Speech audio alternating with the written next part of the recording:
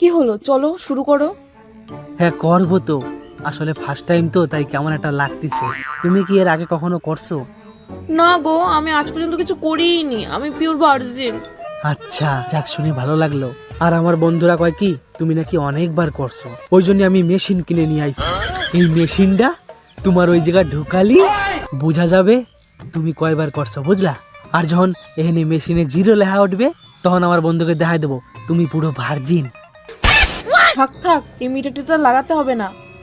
আমার মনে পড়ছে আমি একবার করছিলাম। একবার করছিলা?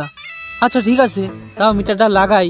একবার উঠলেও তাও বন্ধুকে দেখাতে পারবো ও বেশি খারাপ না, মাত্র একবারই করছিলাম।